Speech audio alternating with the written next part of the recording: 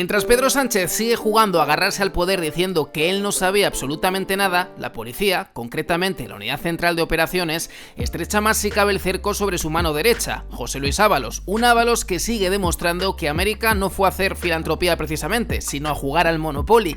Y es que pronto es a entender que ya no es que aparezcan nuevas mujeres, nuevas amantes, nuevas compañeras, como queramos llamarlo, de Ábalos, sino que aquí hay una cuantía todavía mucho más grande a nivel urbanístico. Cuentas valoradas en más de 2 millones de dólares. Cuentas que demuestran que se fue a Perú y tenía casas, que se fue a Colombia y tenía casas, que se fue hasta Brasil, porque en este momento le está investigando también la policía brasileña. Hasta este nivel llega la corrupción internacional del Partido Socialista Obrero Español, mientras, insisto, el puto amo, el jefe, el idolatrado líder, dice que no tenía ni idea de lo que estaba sucediendo. Un Pedro Sánchez que no solamente mira para otro lado con el tema de Ábalos, sino que sigue jugando a hacer el ridículo por Europa, y es que nos trata como niños, ya no a los españoles, sino también a los europeos. El que haya leído 1984 entenderá muy bien las referencias de Pedro Sánchez. Llamar a las cosas no por su nombre, sino con un calificativo mucho más simplón, y que en ocasiones lo que representa es lo contrario de lo que nos quieren vender. Estas han sido las palabras de Pedro Sánchez a tenor de esa manera de hipotecarnos que vamos a tener todos los europeos, llamada guerra de Ucrania, porque lo que quieren hacer es que nos endeudemos, no nosotros, sino también nuestros nietos. Precisamente Pedro Sánchez dice que no es un rearme, sino todo lo contrario, que es un salto tecnológico. Que tenemos que dar ese salto tecnológico de transformación digital, y en ese sentido pues damos la bienvenida con algunos matices que ya luego en la rueda de prensa pues explicaré sobre al menos el marco, ¿no?, en el que se desarrolla el discurso del libro blanco. Tengo que decirles que a mí el término rearme no me gusta en absoluto, no comparto ese término. Creo que tenemos que hablar de otra manera, de dirigirnos a nuestros ciudadanos de otra manera cuando hablamos de la necesidad de mejorar la seguridad y las capacidades de defensa europeas, pero en todo caso creo que ese salto tecnológico que tenemos que dar también es bastante coherente con lo que hemos hecho durante estos 7 años de gobierno, y que vamos a aprovechar precisamente ahora que vamos a dar un paso al frente en una mayor inversión en seguridad y en defensa. Un bochorno ante el que la presidenta de la Comunidad de Madrid decide ya salirse del guión y decir las cosas tal y como son, porque mientras que Feijóo sigue jugando a no hacer absolutamente nada que tenga que ver con la oposición, la presidenta de la Comunidad de Madrid, y para muchos, ojalá que la futura líder del Partido Popular y candidata a las elecciones generales, sí que llama las cosas por su nombre y sí que dice que en todo esto Pedro Sánchez no puede salirse de rositas. Son ustedes los que están ocultando al señor Ábalos. Ábalos, que fue quien puso a Sánchez al frente del Partido Socialista, el que le arregló las primarias. Por tanto, nada de lo que ha hecho Ábalos le es ajeno al presidente del gobierno, al que le ha retirado la justicia el pasaporte, que le han descubierto 265 cuentas vinculadas al PSOE, que ha explotado sexualmente a chicas jóvenes utilizando su poder como ministro para colocarlas en empresas y en pisos pagados con dinero público. La semana en la que ha salido una empresaria que llevaba bolsas de dinero a Ferraz, cubriendo los negocios de la señora Gómez, que fue cuando llegó a la Moncloa su marido, cuando sentó en la Moncloa a empresas privadas para rescatarlas. Ustedes, que han beneficiado a un señor que es el hermanísimo, al que nunca le queda una inspección fiscal, pero le colocan en un puesto, según se ha sabido y se ve, con dinero público, pero que eso sí, lo cotiza fuera de España. Y me hablan de áticos. Ustedes, cuando se ha descubierto que la familia de Gómez, de la señora Gómez y de Pedro Sánchez, tienen el local para saunas, tienen un piso, tienen un ático a nombre de Muface, pero tápense un poco cuando hablen de propiedades. Mire, no, en circunstancias normales, el PSOE hubiera seguido el camino de sus homólogos en Portugal y se hubieran ido a casa, se hubieran tenido un poco de dignidad, pero no, ustedes aquí se comportan con marionetas. No sé qué no hacen yendo ahora al acto de ella para ver cómo se ríen de los autónomos, el contribuyente y la empresa madrileña a la que le van a robar todo su esfuerzo para intentar que les vaya un poquito mejor en Cataluña, siempre de espaldas a los intereses de Madrid. Váyanse.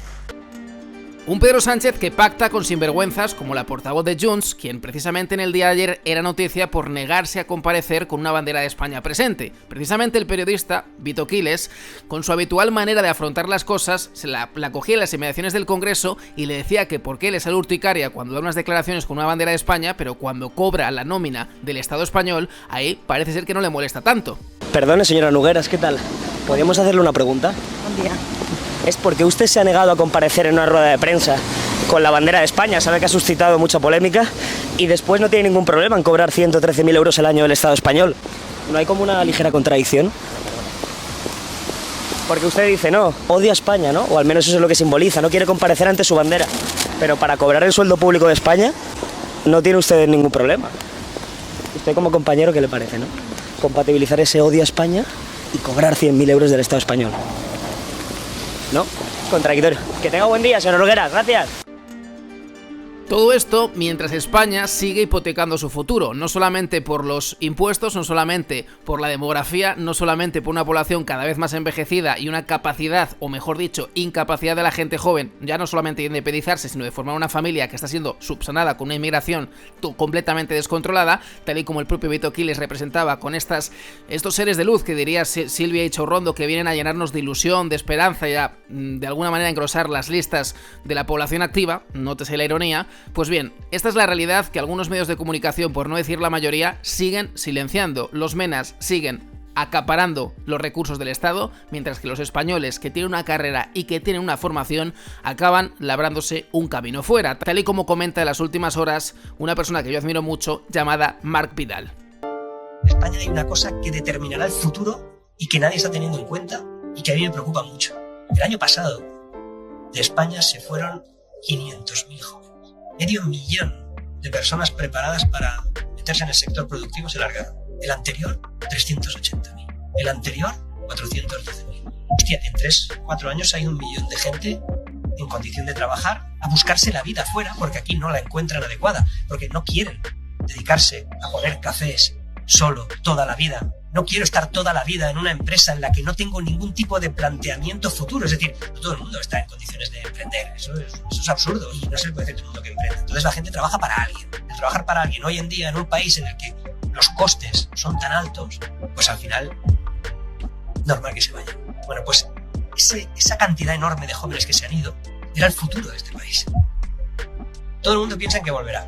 Todo el mundo. Sí, volverá a España. Volverás si no te va bien.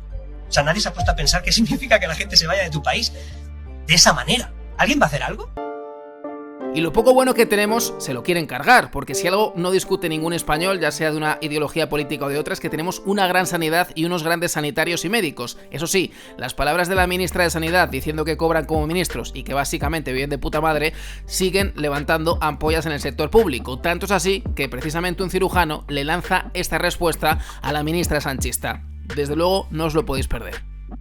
Buenos días, aquí estoy un sábado tempranito de mañana, esperando coger mi coche oficial de ministro para una llamada de trasplante hepático.